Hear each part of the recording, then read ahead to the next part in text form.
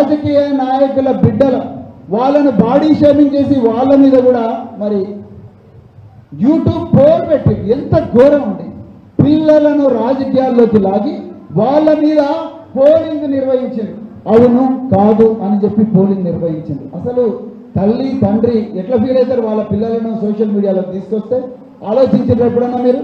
Okay మిత్రులారా, అదేవిధంగా మరి కొంతమంది కుటుంబాలను తన క్యూ న్యూస్ ఛానల్ స్టూడియోలోకి పిలిపించి వాళ్ళను ఘోరంగా మాట్లాడినందుకు వాళ్ళు బయట పోయి ఆత్మహత్య ప్రయత్నం చేసిండ్రు. వాళ్ళు కూడా పోయి కేసు పెట్టిండ్రు.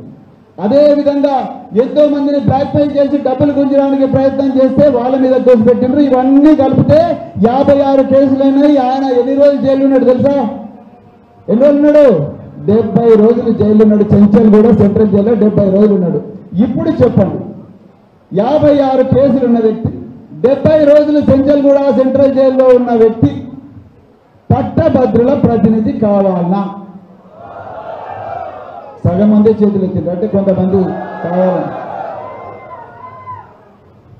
కావాలనా లేదా? బాగా చదువుకొని ఎప్పుడూ ఉత్తమ విద్యార్థిగా ఉండి పేదరికాన్ని సైతం తలదని ప్రపంచాన్ని చూసి ఈరోజు మళ్ళీ మన బిడ్డల జీవితాలను బాగు చేయడానికి వచ్చిన రాకేష్ రెడ్డి ప్రతినిధిగా ఉండాలి. రాకేష్ రెడ్డి ప్రతినిధిగా ఉండాలంటే 2 చేతులు ఎత్తండి. ఎవరైనా ఎత్తిన వాళ్ళు ఉంటే చూస్తున్నాను. Very good. మీరు నిజంగా మిర్యాలగూడ అంటే నిజంగా గొప్ప మరి మిర్యాలగూడ అనిపించుకున్నారు. మిత్రులారా, మిర్యాలగూడ ఉంది కాబట్టి 2 మాటలు మాట్లాడాలి. మరి కమ్యూనిస్టు పార్టీ జూలగడ్డి రంగారెడ్డి గారు, తమ్మినేని వీరభద్రం వీళ్ళందరూ మహా యోధులు, కమ్యూనిస్ట్ యోధులు, సోకాళ్ళు కమ్యూనిస్ట్ యోధులు నడిచిన నేల ఇది. కానీ చాలా బాధగా ఉంది మిర్యాలగూడలో ఈ మాట మాట్లాడుతున్నందుకు. సిపిఎం పార్టీ తీన్మార్ మల్లన్నకి సపోర్ట్ చేసింది. మంచిగా అనిపిస్తున్నదా మీకు? మంచిగా అనిపిస్తున్నదా? అయ్యా తమ్మినేని వీరభద్రం గారు, జూలకంటి రంగన్న గారు మర్చిపోయినరా 10 టీవీ వ్యవహారంలో, 10 టీవీ కొనుగోలు అమ్మకాలు వ్యవహారంలో ఎక్కడి నుంచి డబ్బులు వచ్చినాయి, ఎవరికి పోయినాయి మర్చిపోయిందా? దాని మీద తీన్మార్ మల్లన్న ఏమన్నాడో మర్చిపోయిందా? 10 టీవీ యూటీఎఫ్ సోదరులకు ప్రత్యేకమైన విజ్ఞప్తి, యూటీఎఫ్ సోదరులకు ప్రత్యేకమైన విజ్ఞప్తి. అయ్యా రిక్షా దొక్కే రహీమన్న, రాళ్ళు కొట్టే రామన్న, డ్రైవర్ మల్లన్న, హమాలీ కుమరన్న వీళ్ళందరూ కలిసి, మా టీచర్ అన్నలందరూ కలిసి ఒక్కొక్క రూపాయ 10 రూపాయలు రక్తం చెమటగా మార్చి ఆ డబ్బులను తీసుకొచ్చి మీ 10 టీవీలో పెట్టి ఆ 10 టీవీ వ్యవహారాన్ని అంతా చిలికి గాలివాన చేసి మీరు ఈరోజు మరి ఆ తీన్మార్ మల్లన్నకు మీరు సపోర్ట్ చేస్తున్నారు. ఒక్కసారి ఆలోచించండి యూటీఎఫ్ సోదరులారా, కార్మిక సోదరులారా, మీ ఓటు కమ్యూనిస్టుల వైపా లేకపోతే మీ బిడ్డల బతుకులు బాగు చేసే రాకేష్ రెడ్డి వైపా, టీఆర్ఎస్ వైపా ఈరోజు ఆలోచించాల్సిన అవసరం ఉన్నది.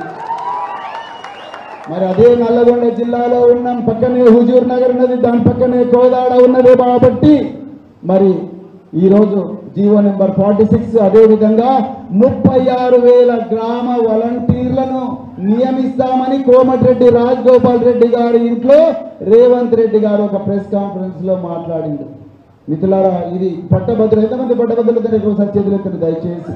Very nice. మిర్యాలగూడలో నిరక్షరాస్యులు ఉండరు నాకు తెలుసు. మిత్రులారా, పట్టభద్రుల మిత్రులారా దయచేసి ఆలోచించండి. 36,000 గ్రామ వాలంటీర్లను మేము నియమిస్తామంటారు. ఇక్కడనే అసలైన కుట్ర ఉన్నది, దయచేసి గుర్తించండి. ఈ గ్రామ వాలంటీర్లకు మినిమం క్వాలిఫికేషన్ 10th క్లాస్ మాత్రమే. ఎవరయ్యా వీళ్ళను ఇంటర్వ్యూ చేసేది?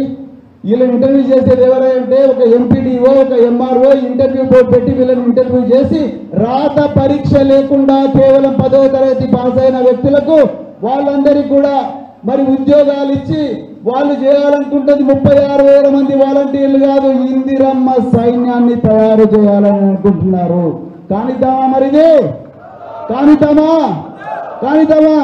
వద్దు మిత్రులారా, నిరుద్యోగులు ఇదే 36,000 కలిపి పోయిన సంవత్సరంలో కేసీఆర్ గారు ఇచ్చిన నోటిఫికేషన్ ద్వారా వచ్చిన 30,000 ఉద్యోగాలను అంగరంగ వైభవంగా ఎల్బీ స్టేడియంలో పెద్ద సభ పెట్టి 30,000 ఉద్యోగాలు నేను ఇచ్చిన చెప్పిన రేవంత్ రెడ్డి గారు ఇప్పుడు ఈ 36,000 గ్రామ వాలంటీర్లు కూడా ఇచ్చి మీకు నెలకు 10,000 రూపాయలు 5,000 ఇస్తాను, ఇవే నేను ఇచ్చారనుకున్న ఉద్యోగాలని చెప్పి నమ్మబలికే ప్రమాదం ఉన్నది. మరి ఈ బుట్టలో పడదామా? గట్టిగా చెప్పండి, పడదామా? ఇప్పుడే వస్తుంటే యూట్యూబ్ ఛానల్లో ఎన్టీవీలో రేవంత్ రెడ్డి గారు ఇంటర్వ్యూ చూసిన, ఎంత అపరిపక్వత ఉందంటే ఈ పాలనలో నాకైతే భయం వేస్తున్నది. ఆ రిపోర్టర్ అడుగుతున్నాడు, సార్ మరి జాబ్ క్యాలెండర్ ఏమైంది అని.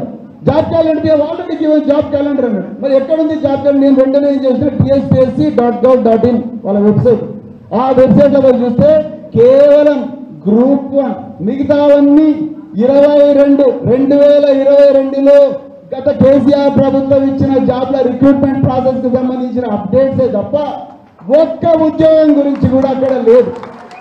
నాకు అనిపించింది ముఖ్యమంత్రి గారికి జాబ్ నోటిఫికేషన్ అప్డేట్స్ కు జాబ్ క్యాలెండర్ కు తేడా తెలిసినట్టు లేదు అని నేను అనుకుంటున్నా.